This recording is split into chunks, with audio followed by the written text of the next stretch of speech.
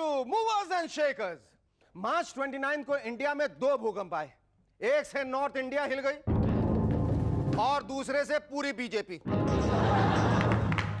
दूसरा भूकंप तब आया जब जयललिता जी ने सोनिया जी को टी पार्टी पे बुलाया। इस टी पार्टी के होस्ट थे हार्वर्ड यूनिवर्सिटी के एक्स प्रोफेसर डॉक्टर सुब्रमण्यम स्वामी। अब तो आप समझ गए होंगे कि हार्वर्ड यूनिवर्सिटी में क्या बढ़ाया जाता है। चाय पिलाओ और पॉलिटिक्स में सरवाइव करो। सोनिया जी बोली, मैं और Jayalalithaa ji we are very old friends. मतलब तो यह हुआ कि जयललिता जी ने भी अपना बचपन इटली में बिताया है। लगता तो नहीं, हो तो पता नहीं। आजकल तो अगर आपको किसी से भी अपनी दोस्ती दिखानी है तो उसे टी पार्टी पे बुलाइए और पब्लिसाइज कर दीजिए। फ्यूचर में कुछ टी पार्टीज होंगी लालू जी और भंडारी जी के बीच, ममता जी और फर्नांडिस जी के बीच, और सबसे बड़ी टी पार्टी होगी बिल क्लिंटन और हिलरी के बीच। वो दिखाएंगे कि वो बहुत अच्छे दोस्त हैं। We are only good friends. Our guests tonight are model and actress Gautami Gatgil and Julio Iglesias Jr. But before that, give a big round of applause to Sharuki and the Rubber Band, of course.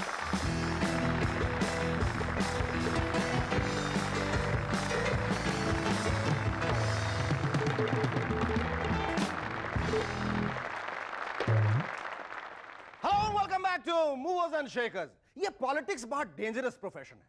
आपको ऐसी आदतें लग जाती हैं कि आप अपनी जान दे सकते हैं लेकिन वो आदतें नहीं छोड़ते।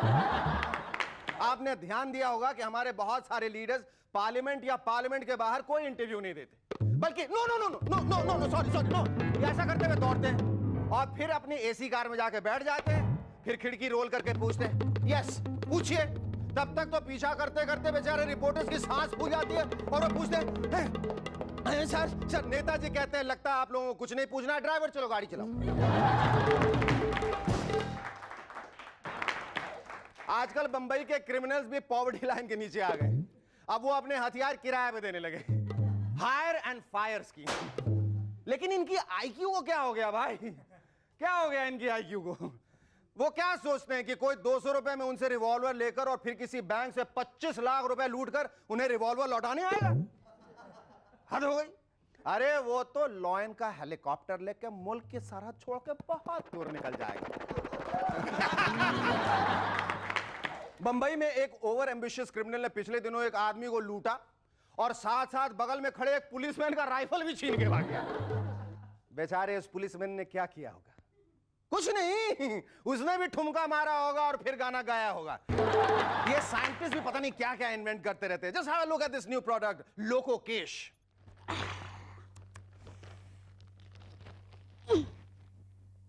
नौकर की जरूरत? मैं लोको केश जो इस्तेमाल करती हूँ।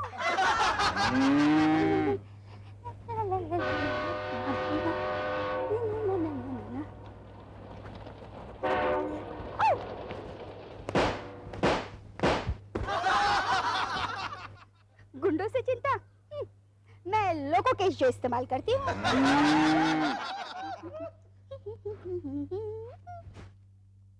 डस्टर की जरूरत? मैं लोको केश जो इस्तेमाल करती हूँ। लोको केश, हर नारी का तीसरा हाथ। इसमें है फेविगोन, माँ का प्यार और एक पूरा नारियल। आपने ठीक सोचा, आपने ठीक समझा। इसी तरह के प्रोडक्ट्स इस्तेमाल करके आज की नारी कहां से कहां पहुंच गई है। पैमेला एंडरसन जो कल तक लोगों को डूबने से बचाती थी, आजकल AXN पर बॉडीगार्ड बन के आ रही। मुझे तो डर लग रहा है लोग उनके सीरियल के चक्कर में मूवर्स एंड शेकर्स देखना ना भूल जाएं। नहीं नहीं सही बात है, क्योंकि बॉडीगार्ड में उनकी बॉडी के आगे मैं तो किसी बिल्डिंग का गार्ड नजर आता हूं। लेकिन बॉडीगार्ड में पैमेला को देखकर हमारे यहां के नेता भगवान से यही मना रहे हैं कि बस एक बार डब्बू जालिम उनको भी उड़ाने की धमकी दे ताकि वो पैमेला को अपना बॉडीगार्ड बना सके। यूपी में पेड़ पौधों की संख्या बढ़ाने के लिए गवर्नर सूरज भान ने रेकमेंड किया है कि हर शादी में दूल्हे दुल्हन को एक पौधा गिफ्ट में दिया जाए। ये लीजिए आप, ये ताकि वो उसकी देखभाल करें। मतलब फ्यूचर में जब वहां के कपल हनीमून के लिए जाएंगे तो उनकी लगेज के साथ साथ एक पौधा भी होगा। होटल के बैरों को सुबह सुबह साहब मेम साहब की चाय के साथ साथ पौधा बाबू के लिए पानी भी ले जाना पड़ेगा। रात को जब रुपेश रूपाली के नजदीक जाएगा तो रूपाली कहेगी, ए जी दूर हटिए, मुझे शर्म आ रही है, पौधा बाबू जो देख रहे हैं, आपको पता नहीं पेड़ों में भी जान होती है। दिल्ली यूनिवर्सिटी के स्टूडेंट्स आजकल उन टीचर्स को पनिशमेंट दिलवा रहे हैं जो या तो क्लास में लेट आते हैं या फिर बहुत कम आते हैं। हो सकता है फ्यूचर में आप देखें कि वहां के स्टूडेंट्स क्लासरूम में नोट्स उतार रहे हैं और प्रोफेसर गुप्ता टेबल के ऊपर चढ़कर अपनी दोनों कान पकड़कर उठक बैठक मारे, या फिर प्रोफेसर लोखंडे अपनी 2 दिन की सिक लीव पर साइन कराने के लिए अपनी 85 साल की मम्मी कस्तूरी देवी के पास जाएं और कस्तूरी जी बोले, बेटा लोखंडे बुखार तो नहीं है, फिर भी कॉलेज आने से क्यों डर रहा है? सेंट्रल गवर्नमेंट ने फैसला किया है कि वो सारी लॉटरीज को बैन कर देगी। ये तो बहुत ही इनसेंसिटिव डिसीजन है, क्योंकि अगर ऐसा हो गया तो उन लोगों का क्या होगा जो हर रात रातों रात करोड़पति बनने का सपना देखते हैं। वो तो रात में सपने देखना ही बंद कर देंगे ना, है? लेकिन अगर रात में सपने नहीं देखेंगे तो फिर करेंगे क्या? कहीं वो तो नहीं? मुझे तो मालूम नहीं भाई, लेकिन अगर सरकार ने 24 घंटे कॉन्डोम सप्लाई करने का फैसला किया है तो सोच समझ के ही किया होगा। Our first guest on M&S tonight is a pretty girl who was into medicine till histrionics got the better of her. Ladies and gentlemen, please welcome model and actress Gautami Godgil.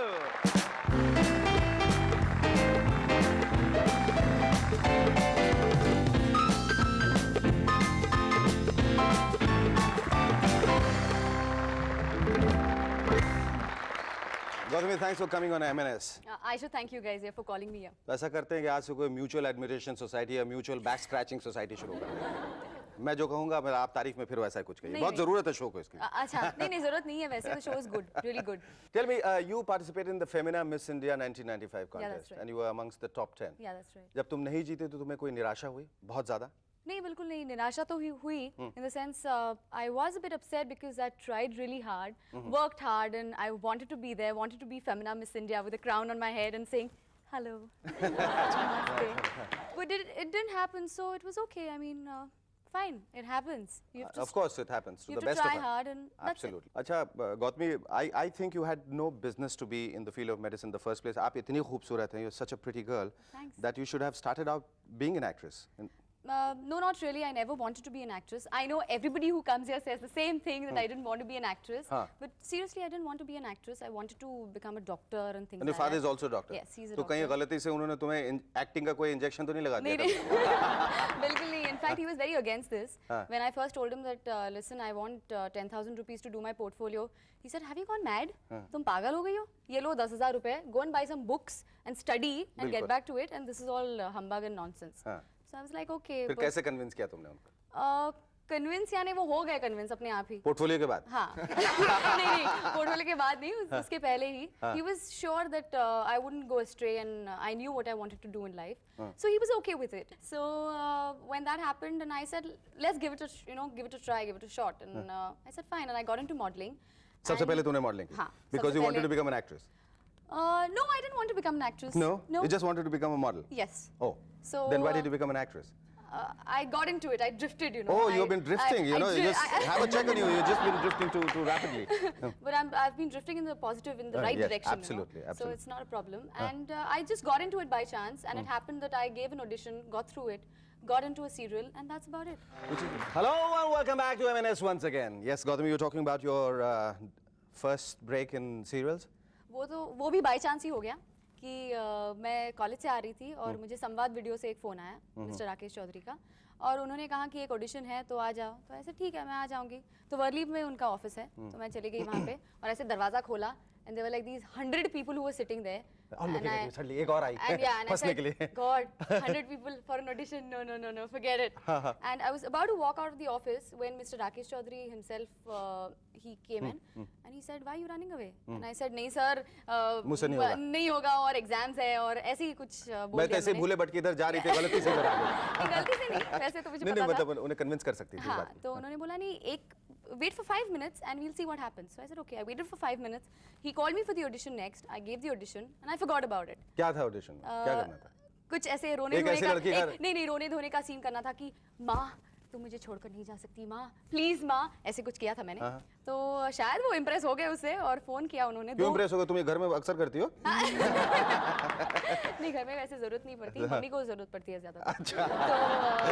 तो उन्होंने मुझे phone किया 2 महीने बाद और कहा कि you're through and you're doing the lead role and I said yeah and I was not prepared for this and he said come for the shoot and I went for the shoot I really enjoyed it there पहले दिन फिर ये तो नहीं लगा कि अब इतने सारे टेक्नीशियंस मुझे देख रहे हैं, कैमरामैन नहीं, टीचर नहीं, देख रहे हैं, नहीं, वो तो डायरेक्टर. वो बाय बिल्कुल व्हिच टाइम नहीं यू वर लगा. Very confident. Yes, yes. अच्छा ये तो बताओ कि ये तुम ये कहीं छुपी हुई ख्वाहिश तो नहीं है कमल हसन से मिलने के लिए? I believe you are a great fan. मैंने सोचा पहले मैं मेडिसिन करती हूँ, फिर मैं मॉडलिंग करती हूँ, फिर मैं एक्टिंग में आ जाऊंगी, फिर घूमते फिरते मैं साउथ में पहुंच शायद, जाऊंगी you never original know, film you करके never know, कमल शायद. हसन से मिल लूंगी. शायद, I believe you are a very crazy fan of yes Kamal. yes very good I mean a very dedicated fan of his Dedicated I think fan. he's one good actor we have in the industry today and I think he should keep up अच्छा तुम्हें अगर एक ख्वाहिश दी जाए, सिर्फ एक ख्वाहिश, वो क्या होगी? nothing आई थॉट चुप रहना. No, because see, I'm perfectly happy with the situation in my life today, and I'm really happy. I don't know why people. I've seen many people who, if you ask them, "How do you feel today?" and they're saying, "I'm very this thing, and this is the tension I have." No, but I'm very happy today, and I'm very satisfied with what I'm doing. So, and I sincerely hope that you remain happy and Thank you. satisfied all your life. It was wonderful talking to you. thank you. Thank you. Our second guest on MNS tonight has the looks and the voice to rule over. Son of the legendary singer Julio Iglesias. Ladies and gentlemen, please welcome Julio Iglesias Jr. Thank you, that was wonderful. Thank you so much. Thank you. Please come in.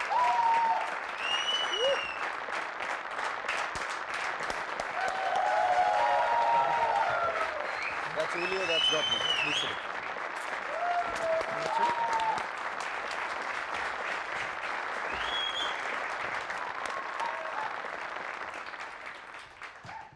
नमस्ते कैसे हैं आप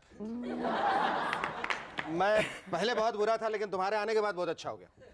Which means I was terrible, but after you sang the song for me and after you came on our studios, I'm feeling good. Thank you very much. Thank you so much.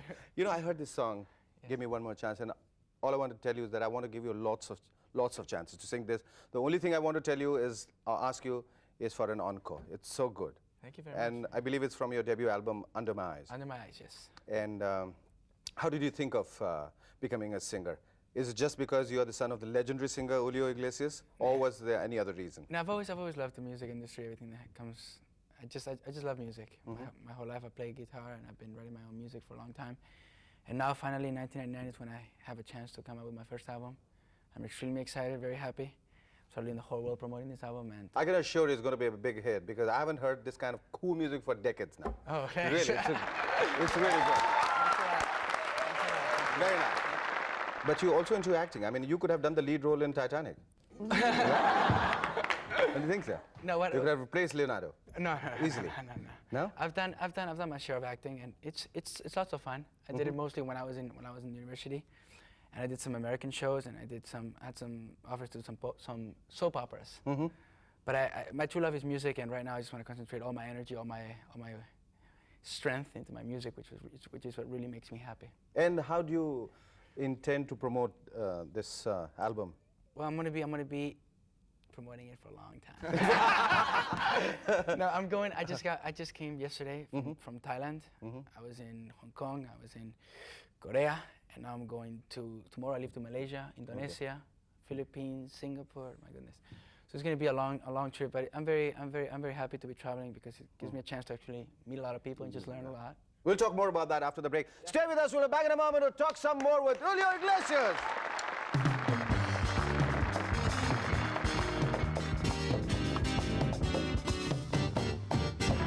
Hello and welcome back to MNS once again. Julio, we were talking about your promotional tour. Yes. I believe you just landed in India. How do you feel? What do you feel about the country? Well, I'm very happy to be here for the first time ever. I've heard a lot of good things about this country.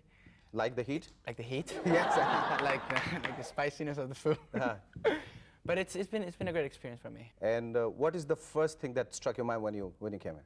The first thing. Yeah? Let me think about this one. Maybe the Indian women? Yeah? Yeah. Yeah, Interesting, yeah. interesting, You're serious. You just interesting, read my mind. You just interesting. Yeah, interesting. Interesting. I believe you also been a Versace model. I did some modeling before. It was a great learning experience. It was fun. It was I got a chance. I was never a model, you know. I got a chance to actually work in some campaigns, to do some things, and it was very interesting. The money was great, and Yes, sure. and it was lots of fun at the same time. It was a great learning experience. Would you take up a movie offer from Hollywood if you? Would I? Right now, I'm so concentrating on my music and so into my music that I don't have time. Completely to actually focused on music. completely focus. And what kind of music would you focus on? I mean, in the coming days. Well, my music is pop, R&B, soul. It's got a little bit of everything, and that's the kind of the music I listen to every day. It's pop, R&B, Well, soul. But what kind of music do you generally like to hear all the time? It's like I like Beatles and I like the Rolling Stones and that way. Okay, Yes. okay, Yeah. okay. I got it. I listen to artists like Sting, Yeah. Bryan Adams, Michael Jackson, Billy Joel, my papi, of course. Yes. All the time. Sometimes, Sometimes, yes, I do. yeah. And it's just I listen to artists that not just are amazing musicians, they also are amazing songwriters, though. Thank you, Julio. It was lovely talking to you. for having me Wishing you here. lots Thank and you lots very of much. success Thank you. for your debut album. Bye.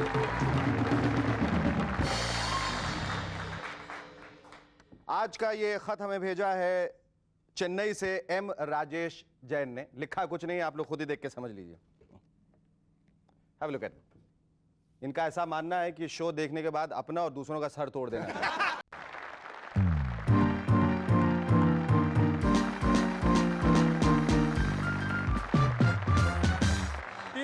में चुनेगा 300 का 200 में चुनेगा 300 का 200 में चुनेगा 300 का 200 चुनेगा 300 200 चुनेगा 300 का 200 में चुनेगा 300 का 200 में चुनेगा कोई बाप 300 का 200 में चुनेगा 300 का 200 में चुनेगा. अरे अरे अरे शेखर भाई कमाल है यार.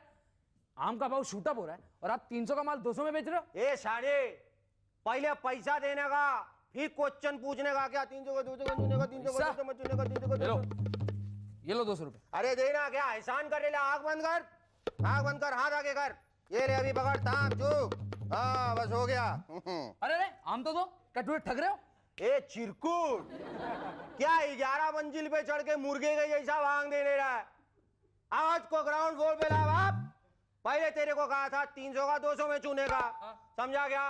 टचिंग का 200, स्मेलिंग का 250 और बाइंग का 650. हाँ इसको कहते हैं साइकोलॉजिकल प्राइसिंग. नहीं क्या? यानी कि इस साल भी आम आदमी के नसीब में आम नहीं है. अबे झाबड़ी के है ना तू क्या. ला रे बावली को दिखाने का. ये देख ये एम.एफ. हुसैन की पेंटिंग नहीं है, आम वाले बाबा की है. इसको खरीद के लाने का, दीवार पे ऐसा टांगने का, उधर से चीकू खरीद के लाने का, मुंह में डालने का, चबाने का. आम का स्वाद मिलेगा गारंटी. कोई रिस्क नहीं. समझा? अभी ले फुटास की गोली खा. चल निकाल ले पतली गली से. और मेरे लिए कौन है बे तू? हाँ तेरे लिए भी है. ये ले मैंगो स्प्रे तेरे लिए खास करके. ये आइटम है ताबड़तोड़ ऊपर से नीचे ऐसा करके डाल ले. लोग समझेंगे आम खा के आया बाप. तू बहुत दान निकाल ले बाप. अरे रे इसे बाद में दूंगा, पहले मैं इस्तेमाल कर लेता हूँ. क्या गेस्ट पे लंबा इंप्रेशन गिर जाएगा. Ladies and gentlemen, our guest tonight are Rono Majumdar and actress Divya Singh. But before that, give a big round of applause to Sharuki and the Rubber Band.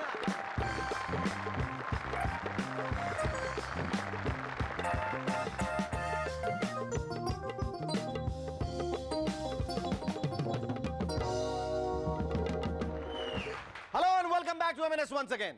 एक सर्वे के अनुसार बेबी फेस्ड आदमी महिलाओं को बहुत पसंद है. मैंने ये ऑपरेशन करवाया. Just have a look. और मुझे बहुत सारा प्यार मिला. सभी महिलाओं ने मुझे oh Shekhu Baba you so sweet, you such a doll, darling, पुजिंग बाबा ऐसा कुछ कहा. वैसे ये सर्वे अच्छे खासे आदमी को गुमराह कर सकते हैं. मलेशिया के एयरपोर्ट अथॉरिटीज के सर्वे के मुताबिक उनके एयरलाइंस की सबसे बड़ी समस्या है चूहे. एयरलाइंस की प्रॉपर्टी पे पूरे 30,000 चूहे हैं जो सबको तंग करते रहते हैं. एक बात मेरी समझ में नहीं आई कि आप 30,000 चूहे गिन सकते हैं लेकिन उन्हें पकड़ नहीं सकते. क्यों? शेखर भाई चूहे गिनना बहुत आसान है, लेकिन चूहों को पकड़ना बहुत मुश्किल है। इसे ही देख लो। 2501, 2502, 2503, 2504, 2506, 2507, 2508, 2509, 2510। तुमने जिंदगी में पहली दफा कोई बात ठीक कही है। सचमुच चूहों को पकड़ना बहुत मुश्किल है। अच्छा बच्चा लोग, नाउ इट्स क्विज टाइम। पहला सवाल, घास पर लेटे पॉलिटिशियन को क्या कहते हैं? घासू पॉलिटिशियन। घासू? हाँ, जैसे ढासू होता है ना, वैसे घासू। अरे हटो यार, तुम तो कुछ भी बोलते हो। घास पे लेटे पॉलिटिशियन को कहते हैं ग्रास रूट पॉलिटिशियन। दूसरा सवाल, तुम बताओ सुरेंद्र, जमीन पर लेटे हुए पॉलिटिशियन को क्या कहते हैं? जमीनो पॉलिटिशियन। तुम तबला बजाते हुए अच्छे लगते हो, बजाओ उसको। जमीनो पॉलिटिशियन, उसे कहते हैं डाउन टू अर्थ पॉलिटिशियन। तीसरा सवाल, अगर आप एक साफ पॉलिटिशियन को क्लीन पॉलिटिशियन कहेंगे तो एक सेमी क्लीन पॉलिटिशियन को क्या कहेंगे? बताओ। अब सब डर रहे हैं, चुप, रिस्क नहीं लेना चाहते। मैं बताता हूं, the answer is off white. Jayalalithaa ji का कहना है कि बीजेपी ड्राइवर है और हम इंजन हैं। ड्राइवर को इंजन ठीक तरह से चलाना चाहिए, वरना। बट अनफॉर्चुनेटली मैडम, सिग्नल तो सोनिया जी के हाथ में, वो जब चाहे तब आपको डिरेल कर सकती है। हिंदी फिल्मों में कुछ नया नहीं हो रहा है, वही स्टोरी है, रिवेंज ड्रामा या लव ट्रायंगल, जहां एक हीरो पे दो हीरोइंस मरती हैं या एक हीरोइन से दो हीरो प्यार करते हैं। क्या इससे हटकर स्टोरी नहीं बन सकती? मसलन love circle for a change. Nisha Rahul से प्यार करती है, पर राहुल पूजा को चाहता है, लेकिन पूजा तो अपना दिल टोनी को दे बैठी है, लेकिन टोनी तो मधु के प्यार में दीवाना है, और मधु मिलिंद से प्यार करती है, पर मिलिंद सिमरन को चाहता है, और सिमरन जो है वो निशा को चाहती है, क्योंकि इसका टेस्ट जरा हटके है। कैसा लगा ट्विस्ट? आप जरूर सोच रहे होंगे कि पिक्चर का नाम होगा सर्कल ऑफ फायर। जी नहीं, पिक्चर का नाम है प्यार का चक्कर। इंडिया जब भी कोई मैच हारता है तो हमारे कैप्टन कहते हैं, चलो क्रिकेट की तो जीत हुई, सवाल यह है कि हमारी जीत कब? हमारे कैप्टन को अपने हुनर पे कम और अपने लक पे ज्यादा विश्वास है, इसीलिए अब वो नेट प्रैक्टिस को छोड़कर टॉस प्रैक्टिस करने में बिजी है। Because you see, according to Azhar, tosses win matches, you know. Azhar ji, आपके लिए शोले के अमित जी का यह कॉइन हम लाए हैं। अब आप टॉस कभी नहीं हारेंगे। ये देखिए, हेड्स भी सचिन और टेल्स भी सचिन हेड, यानी चित भी मेरी पट भी मेरी, चित में जीता पट तुम्हारे। Our first guest on MNS tonight is one of India's front-ranking flautists. Ladies and gentlemen, please welcome Ronu Majumdar.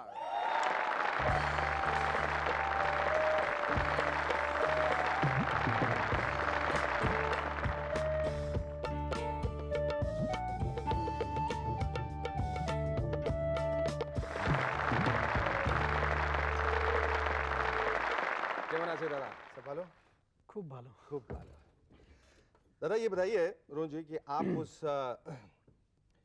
महत्वपूर्ण घराने से आते हैं जी, जिसका नाम है मैहर घराना, जहां से जिसकी शुरुआत और जिसके पायनियर और फाउंडर और बनाने वाले हैं बाबा अलाउद्दीन खान जी, जहां से उस्ताद अली अकबर खान निकले, पंडित रविशंकर साहब निकले, उससे आप जाके कैसे जुड़े? मैं तो पहले गाना सीखता था और घर में बांसुरी था। मेरे पिताजी पन्नालाल घोष जी के शिष्य हैं, तो पन्ना बाबू के नाम से मशहूर थे। वो भी बाबा के शिष्य थे। अच्छा। तो हम सब उनको बाबा ही कहते हैं। तो बचपन से मैहर का वातावरण घर में था, तो उसके बाद बांसुरी के प्रेम से मैं अलग नहीं हो सका। कहीं ऐसा कोई ख्याल दिमाग में था कि मैं बांसुरी इसलिए सीख रहा हूँ कि ये तो कला है अपने आप में, जी, पारंपरिक कला है जो जिसे मैं सीखूंगा, लेकिन साथ ही साथ गोपियों के साथ भी एक मिलाप जुलाप जो है वो बढ़ता रहेगा? सीखते वक्त इतना ज्ञान नहीं था, मगर अब ऐसा लग रहा है कि मैंने सीख के गलती नहीं किया। तो यही वजह है कि जो हॉलीवुड में जो फिल्म बनी प्राइमरी कलर्स, जो कि बिल क्लिंटन की जिंदगी और उनके कारनामों से प्रेरित है और उस पर आधारित है, तो क्या यही वजह है कि फिर आपका संगीत भी उसमें लिया गया? क्योंकि मैंने कहा कि फिर जो आप बांसुरी वादन है फिर गोपियों से जाके जुड़ जाता है, और बिल क्लिंटन भी किससे जुड़े रहे हैं आपको मालूम है ना? तो क्या ये वजह है कि आपका पीस लिया गया वहाँ?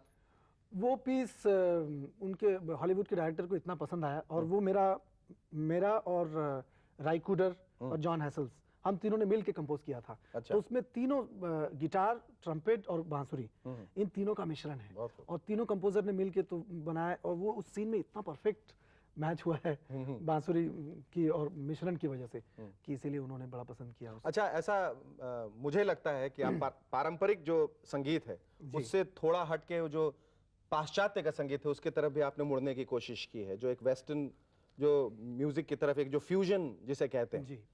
तो इस वजह से जो सो कॉल्ड प्योरिस्ट हैं या प्योरिटन्स हैं उनको तकलीफ नहीं हुई? उनको तकलीफ इसीलिए नहीं हुई कि हमारे गुरुजी ने पायनियरिंग वर्क कर ही दिया था। रविशंकर जी ने जब ये किया तो काफी लोग काफी कुछ कहे, मगर उनका इतना प्योर था मिश्रण। उसी लाइन में मैंने भी काम किया। जब भी मैंने दो कल्चर, दो संगीत को मिलाया तो हमारे रागों की शुद्धता उसको कभी आंच नहीं आने दी मैंने। अच्छा, बाहर जब आप कॉन्सर्ट्स के लिए जाते हैं, जी। टूर पे जाते हैं, जी। तो बाहर की जो वेस्टर्न ऑडियंस है वो उनकी प्रतिक्रिया किस किस्म की होती है? वो चुपचाप बैठ के सुनते हैं। तो शुरू में तो हमें बड़ा खराब लगा कि जो यहाँ पे एक एक स्वर के क्या बात है, हाँ हाँ, वाह वाह, वाह उस्ताद वाह, जी छा गए। और आहा हा, ये सब नहीं था। तो हमने सोचा पता नहीं इनको पसंद आ रहा है या बोर हो रहे हैं। अच्छा, तो वो ये पता करना मुश्किल हो रहा है। ये पता करना बड़ा मुश्किल था। तो पहले टूर में तो बहुत नर्वस हुए हम, मेडिटेशन की तरह सुन रहे हैं। तो they feel that Indian music is just a meditative music. वो कहीं अपने ख्यालों में तो नहीं चले जाते थे आपका संगीत सुन के? वो we are in trance, you know. Trance. So last में जब 5 मिनट तक स्टैंडिंग ओवेशन मिला तब हमको लगा कि नहीं, ये सुन रहे थे।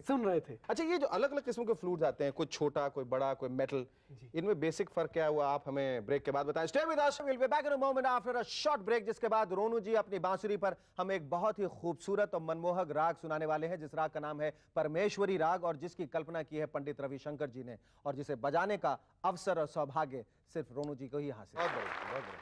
हाँ बताइए रोनू जी, ये अलग अलग किस्म की बांसुरियां जो हैं, ये इसे क्या नाम भी अलग अलग होता है इनका? ये सब बांसुरी है, मगर ये जो छोटी बांसुरी है ये भगवान कृष्ण के जो हम लोग तस्वीर में देखते हैं, जी जी, तो इसीलिए इसको मुरली नाम से ज्यादा जाना जाता है। ये मुझे मैं थोड़ी देर ऐसे रख सकता हूँ। मैं कुछ चाहता हूँ कि कृष्ण जी के गुण जो है मुझ में आए। आप इसको बस बजाना शुरू मत कीजिएगा क्योंकि मुझे सरवाइव करना है। जी हाँ, बिल्कुल। ओके। राग परमेश्वरी की जो उत्पत्ति हुई पंडित रविशंकर ने जो की, जी, सुना है आप अकेले इंस्ट्रूमेंटलिस्ट हैं, अकेले संगीतकार हैं जिन्होंने फ्लूट पे वो राग बजाया है। तो हमारी खुश नसीबी होगी अगर हम सुन सकते हैं वो राग को। अच्छा, आप जब बाहर परफॉर्म करते हैं, कभी कोई ऐसा मोमेंट आया जहां आपको लगा कि मेरे से गलती हो गई, मैंने गलत बजा दिया और मेरे उस्ताद मुझे माफ़ करें, सामने वाले को पता नहीं चला, मैं बच गया, या कोई ऐसा कभी कोई एम्बैरेसिंग मोमेंट हुआ हो? एम्बैरेसिंग मोमेंट तो बहुत कम हुआ, मगर एक आध बार जो हुआ वो जिंदगी भर याद रहने जैसा है। हाँ। और वो तभी हुआ जब गुरुजी सामने रहे। हाँ हाँ। और ऐसा महसूस करवा दिया उन्होंने, उनके प्रेजेंस नहीं कि अभी तक कुछ सीखा नहीं। अच्छा। तो वो सामने बैठे हैं तो उनको देखते ही ऐसा लगा कि राग का स्वरूप ठीक खड़ा नहीं हो रहा है या बजाने में कुछ कमी रह गई या तिहाइयाँ गलत आ गई। तो जब पंडित जी सामने रहे रविशंकर जी, तो 2-3 बार ऐसा हुआ जिससे और रियाज करने के लिए एक जोश मेरे अंदर आया। बिल्कुल। और जिससे एक बेटर म्यूजिशियन बनने का मौका मिला। बिल्कुल। मैं तो चाहता हूँ कि ये जोश आपका जो है वो बढ़ता जाए, आप दिन दुनी रात चौगनी तरक्की करें और पंडित जी का आशीर्वाद आप पे रहा तो आपको भी एक दिन भारत रत्न से अलंकृत किया जाएगा। Thank you very much, lovely talking to you. Our second guest on MNS tonight is a dear and close friend of mine, a very competent and accomplished actress whom you have seen and admired in serials like Banegi Apni Baat and Darar. Ladies and gentlemen, please welcome the immensely talented Divya Seth.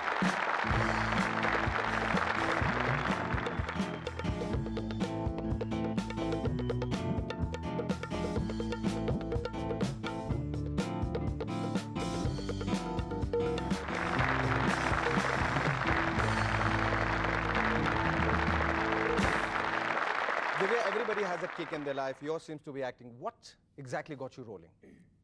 When my mother was 8 months pregnant with me, she fell backstage. I think that's what really got me rolling.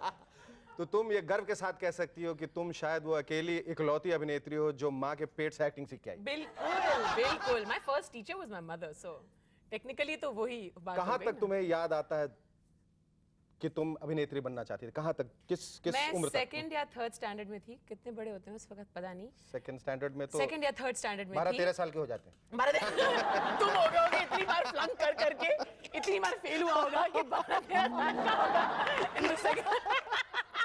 Gotcha. तो चलो जितने भी छोटे से थे समझ गया। और स्कूल में कभी-कभी 12 साल में छोटे भी रह जाते हैं लोग। फिर तो एक प्ले हुआ था स्कूल में, उसका नाम था थ्री थीव्स। Three तो मैं Thieves? एक थीफ बनी थी उसमें से, और इतनी छोटी थी कि बाकी जो तो थीव्स थे उनके पीछे पीछे घूमती थी।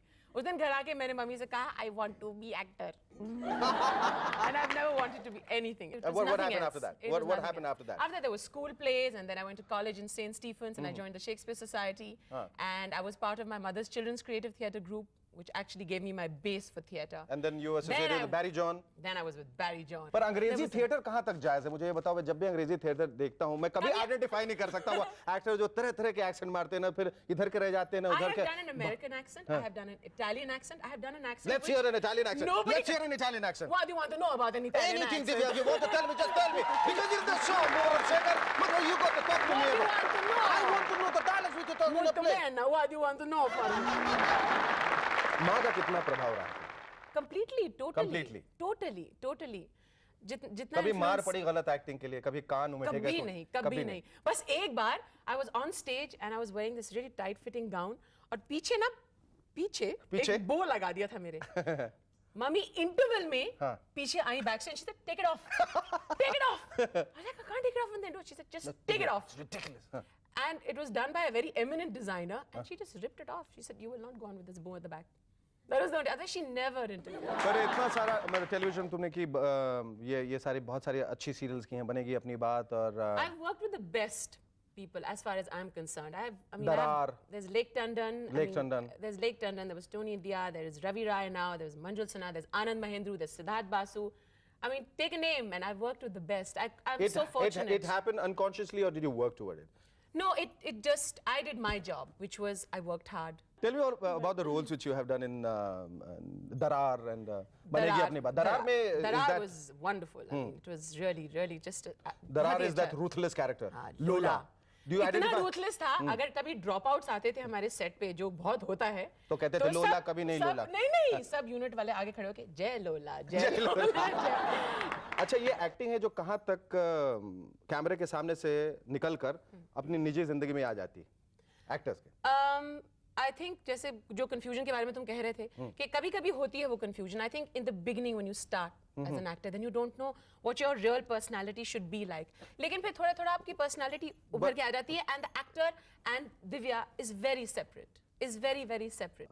Divya, I believe Asterix is one of your favorite comic book heroes. ऐसी उसमें क्या बात है जो मुझे में नहीं है? पहले तो तुम्हारा नाम ना ऑब्लिक्स है, ना वाइटल स्टैटिस्टिक्स है, ना अनहाइजीनिक्स है। एक्चुअली अनहाइजीनिक्स हो सकता है। हो सकता है। अब इतने देर से तुम्हारे साथ बैठा हूँ तो होगा ही। करा हुआ है, इसलिए इसका नाम अनहाइजीनिक्स नहीं हो सकता। और एक और है, कैकोफोनिक्स है, जो गाना गाता है उसको बेचारे को her end of every book उसका मुंह बांध के रखते हैं। I just love this whole concept, and they're completely mad. They use contemporary humor. आज का जो कुछ हो रहा है उसको BC में डाल देंगे. It's just wonderful. You tell me something about your new role in Sparsh, which you're doing with Ravi Rai. It is just heavenly. आजकल what gets me excited is Sparsh. जिस दिन Sparsh की shooting होती है. Are you getting excited now? नहीं, हाथ I know, एक तो हाथ.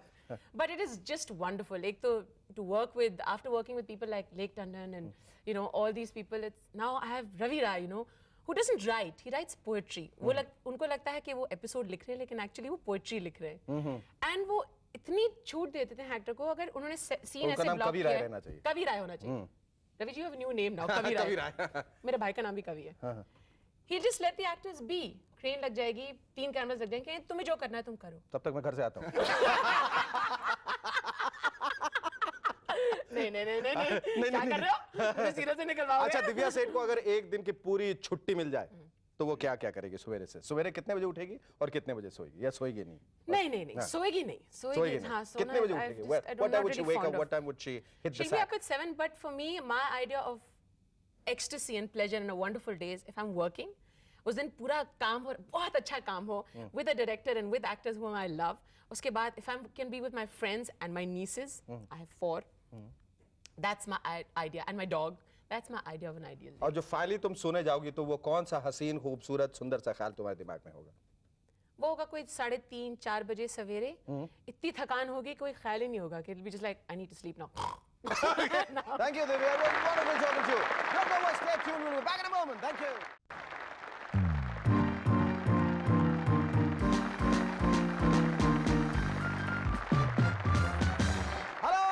Welcome once again. I am SS and you watching MNS. दोस्तों, आज हमारे लिए बड़ी खुशी का दिन है क्योंकि आज हमारे एमएनएस के सेट पर पधारे हैं इंडिया के डिफेंस मिनिस्टर जॉर्ज फर्नांडिस साहब।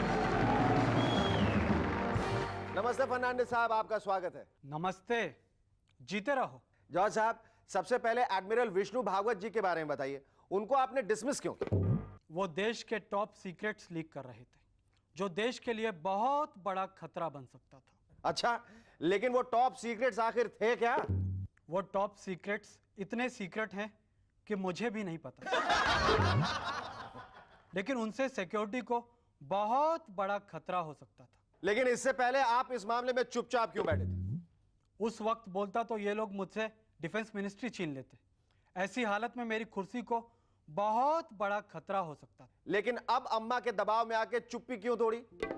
चुप्पी ना तोड़ता तो ये मामला हमारी मिलीजुली सरकार के लिए बहुत बड़ा खतरा बन सकता था। सर, अगर अब भी सरकार गिर गई तो कल्लूराम जस्सी से 100 रुपए की शर्त हार जाएगा। ये वाकया उन दोनों की दोस्ती के लिए बहुत बड़ा खतरा बन सकता है। सर, आप तो डिफेंस मिनिस्टर हैं, फिर आप क्यों लगातार बहुत बड़े खतरों से डरे जा रहे हैं? देखो, ज्यादा सवाल मत पूछो, सीन छोटा करो, वरना तुम्हारे शो पर बोरियत फैलाने का बहुत बड़ा खतरा पैदा हो सकता है। इससे पहले कि ये बहुत बड़ा खतरा बढ़ता ही चला जाए, मैं बता दूं कि आज के हमारे दो मेहमान हैं अनिल धारकर और मीरल दुर्लभ जी। अरे गोविंदा भाई, आप चाहे लैला को पाने की जिद में कुर्ता फाड़िए, रुमाल फाड़िए या फिर पैंट फाड़िए, इससे हमें क्या। लेकिन आपके इस कुर्ता फाड़ू अभियान से दूसरे लोगों का देखिए कितना बुरा हाल हो रहा है। पिछले दिनों जब काजोल ने अजय देवगन से अपने कलकत्ते वाले पुराने घर पे चलने की जिद की तो वहां जाकर अजय ने अपना कुर्ता फाड़ डाला। गुस्से में आके नहीं, पुराने घर के ये मोटे मोटे मच्छरों की वजह से। सलमान खान ने अखबारों में जानम समझा करो कि खराब रिपोर्ट पड़ी तो उसने गुस्से में आके अपना कुर्ता, नहीं, वो तो बेयर बॉडीड रहते हैं, उन्होंने गुस्से में आके अपने आप को ही नोच कर लहूलुहान कर लिया। पिछले दिनों इंडियन क्रिकेट टीम के कोच अंशुमन गायकवाड़ साहब ने कहा, पेप्सी ट्रायंगुलर सीरीज में हालात हमारे साथ नहीं थे, वरना कप हम ही जीतते। खैर, कोई बात नहीं, वर्ल्ड कप में हम दिखा देंगे कि उस पर असली हक सिर्फ हमारा ही है। कमाल है गायकवाड़ साहब, आपने क्रिकेट की ट्रायंगुलर सीरीज पर इस तरह से कमेंट किया है जैसे हमारी लव ट्रायंगल वाली पुरानी फिल्मों का हीरो अक्सर ये डायलॉग मारा करता था। ऐसा है कि हालात हमारे साथ नहीं थे, वरना आज पारो किसी और की ना हो कि सिर्फ हमारी होती, सिर्फ हमारी। और पारो ही नहीं बल्कि चंद्रमुखी भी हमारी होती, दोनों हमारी होती। खैर, कोई बात नहीं, हम एक ना एक दिन पारो को दिखा देंगे कि उस पे असली हक सिर्फ हमारा ही है, सिर्फ हमारा। जयललिता जी की हाई हील सैंडल से AIADMK के नेताओं को कमाल का इंस्पिरेशन मिला है। हाल ही में उनकी पार्टी के आर मुथैया साहब ने ऐलान किया, जो भी हमारी पार्टी के MPs को खरीदने के लिए मनी बैग लेकर आएगा उसकी हम चप्पलों से पिटाई करेंगे। वाह साहब वाह, बहुत खूब। जिस तरह से आप लोग बात बात में चप्पलों का इस्तेमाल कर रहे हैं, उसको देखते हुए लगता है अगले इलेक्शंस में आपका पार्टी सिंबल चप्पल ही होगा। जी हाँ, नंगे पांव आइए, चप्पल पे मोहर लगाइए और एक जोड़ी फ्री ले जाइए। तो याद रखिए, चप्पल चप्पल चप्पल चप्पल चप्पल चप्पल चप्पल चप्पल चप्पल।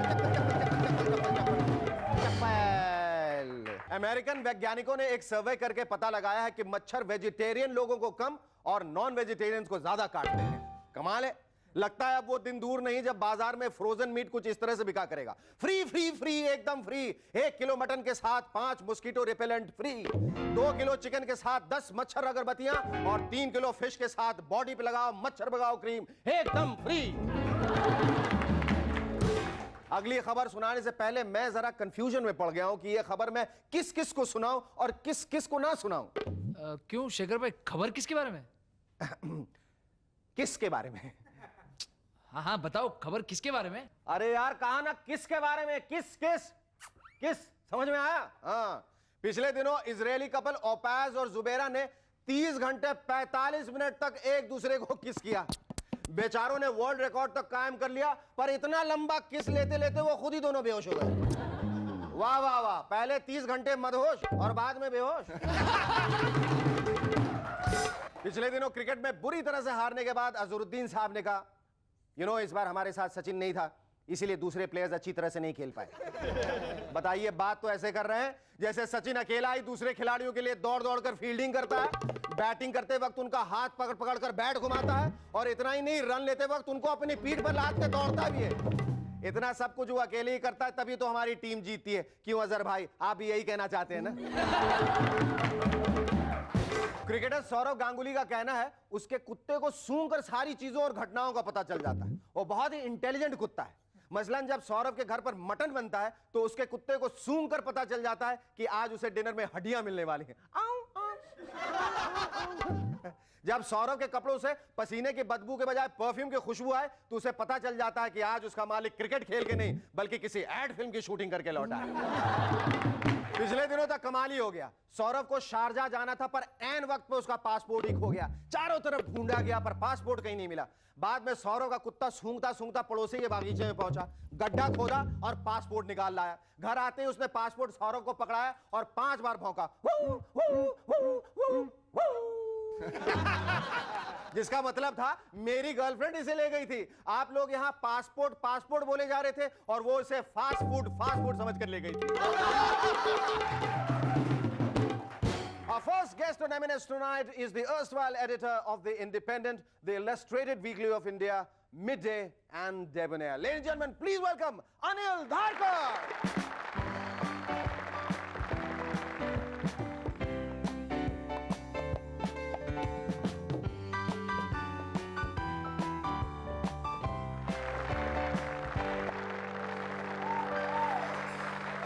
Anil, thanks for coming on our show. Thank you so much. Enthusiastic audience you have. The first compliment I wanted to pay you was that, you know, in this kurta, pajama and this bandi, you look absolutely debonair. Ah, thank you. ये बताइए, आपके पिताजी railways में थे? How did you know? Somebody told me. One guard told me. Railways में थे और आप को मेरे ख्याल से इस वजह से हर जगह घूमने का मौका मिलता होगा। आपने कभी ट्रेन के छत पर चढ़कर छैया करने की कोशिश की थी अपने जमाने में? There was no chaya. And even if I'd wanted to, I think my dad would have strapped me down. अच्छा, क्या उसी ट्रेन में चलते चलते आप इंग्लैंड चले गए थे? I mean, how did you land up in Glasgow? Yeah, they did. They did. A subterranean train.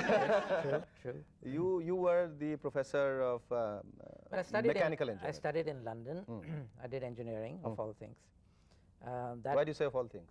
Well, you know, seeing what I'm doing now and I've been doing in my career, I mean, I don't think you'd associate engineering with me.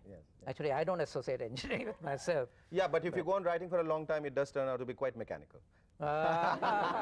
Anyway, so that's not very civil of you. But आपने इतने papers के लिए लिखा वहाँ, बहुत सारे papers के लिए. How did you decide to write for the papers there? Why wouldn't you want to come here and write for the papers? No, I wrote because I was there. Because you were there. Yeah, that was one reason. The second thing was, you know, when I was in England, it was very easy to become an India expert. You know, I mean, I seemed to have the air of someone who knew. So I became an Indian expert. I wrote about India for British papers. Of course, when I got back to India, I realized I knew very little about India. Achha, then what made you come back to India? Well, you know, all said and done, I never put down my roots there. I knew my roots were here. But when you come back to India, is that like the first thing probably you notice is or you feel is the cultural shock वहाँ आने के बाद, तो वो hangover Britain में रहने का बहुत सारे हिंदुस्तानियों को मैंने देखा है रह जाता है, वो आप में रह गया या आपने वो था जो आपने उसको निकालने की कोशिश की? We'll talk about that after the break. Stay with us. We'll be back in a moment to chat some more with Anil Dharkar.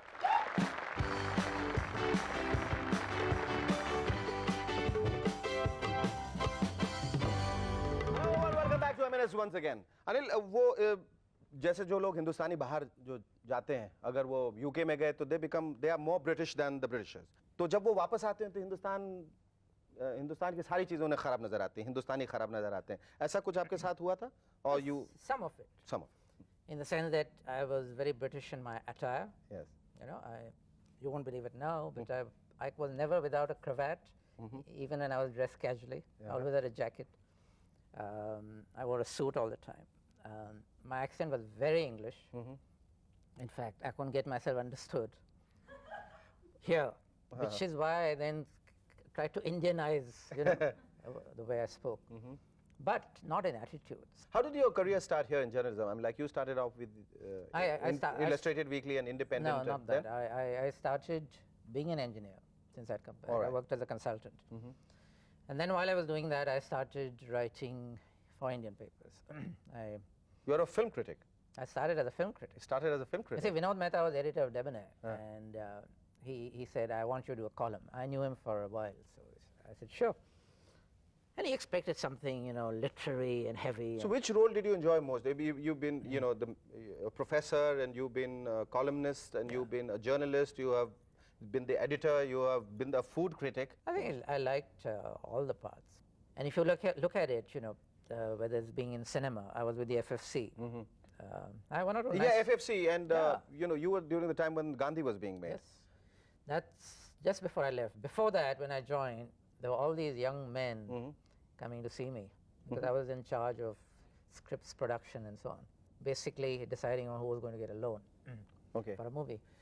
So all these young people from FTI, with their, they were called not kurta, they were called guru shirts. Guru shirts. Guru shirts and trousers. Yeah, started by Rajesh Khanna. Yeah. Yeah. And the Jola. So in that Jola, they had their precious script. Okay. You know, for their first movie. तो आप कितने responsible थे गांधी को finance दिलाने में? So Govind Nilani, Saeed Mirza, Vinod Chopra, Ketan Mehta, all these guys came with their first films, and those films were made. And then Mr. or Sir Richard Attenborough also came. Of course, without the kurta and the jola, but he came. And he said he'd like a loan for this project, you know. And I'd heard of the project. He had nurtured it for 17 years. Yes. He'd been through 3 or 4 scripts and so. And he said, I'd like a loan from you. So I said, Sir Richard, it'd be honor, sure. How much would you like? So he said, 5 crores. Which was like And saying I 100 said, crores to well, I said, our limit is 5 lakhs. I don't believe that, yeah. That was Really? our limit, yeah. We were making films in 5 lakhs. 5 lakhs. And then what happened? So we kind of, you know, rolled off our chairs in laughter. And once we had got back on our chairs, then he said, okay, I'll take it. I'll take it. Yeah. I'll take 5 lakhs. He said, I'll take 5 lakhs. So I said, what about the, you know, 4 crores and 95 lakhs? So he said, I'll get that from somewhere else. But the fact that an Indian government agency is involved makes my life easier. Yes. But then what happened is Indira Gandhi, I mean, this is the famous story. He managed to get the script to her. Yes. She, last bedtime reading, she opened it, couldn't put it down, woke up her secretary and said, we have to be in it. So he got 5 crores. Great. Great. And he got it through FFC. So I was signing there.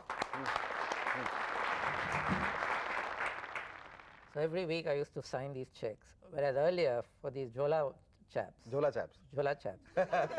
was signing checks of 50,000. Here I was signing every week 5 lakhs. Good Lord. Or more. You know. Great. Now what do you want to do, Anil? Abhi, zindagi mein, ab kya karna I'd chahte? love to sign checks for 5 lakhs and more for myself. Wish I could say the same for myself. Thank you. Lovely talking to you. How old are you? 13 13. At the age of 13, you have taken exams thrice of RAD. of RAD, Royal Academy of Dance, London, and you have Trinity passed the School. speech and drama course Yeah, from Trinity School of London. तुमने सैकड़ों फिल्मों में काम किया है, serial में काम किया है, एड फिल्म की है, श्यामक दावर के इंस्टीट्यूट में जाते हो, क्या नहीं करते हो? I suspect you are a dwarf. You can't be 13. You must be 30. 30? हाँ, but 13 साल की उम्र में इतना सारा कुछ कैसे कर लिया तुमने? I don't know, it just happened.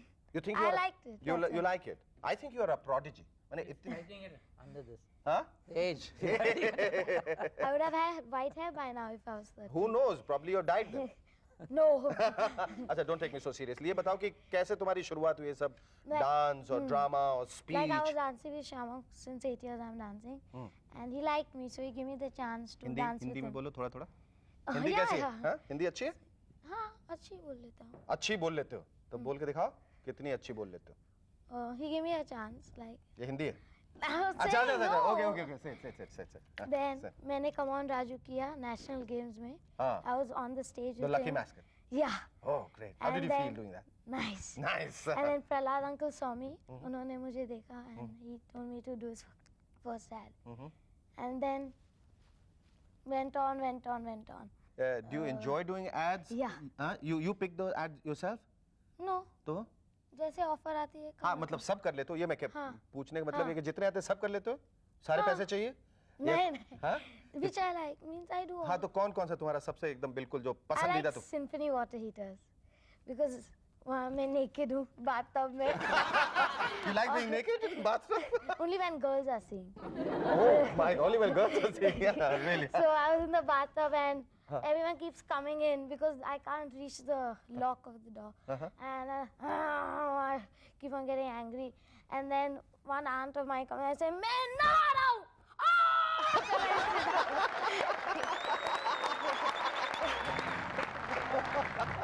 मिरल, तुम हमें ये बताना कि तुम्हें डांस करने में ज्यादा मजा आता है, गाने में ज्यादा मजा आता है, फिल्मों में काम करके अच्छा लगता है, सीरियल में काम करके अच्छा लगता है, एड में काम करना ज्यादा अच्छा लगता है? सबका आंसर हमें ब्रेक के बाद देना। Don't go away, stay tuned, will be back in a moment to chat some more with Miral दुर्लभ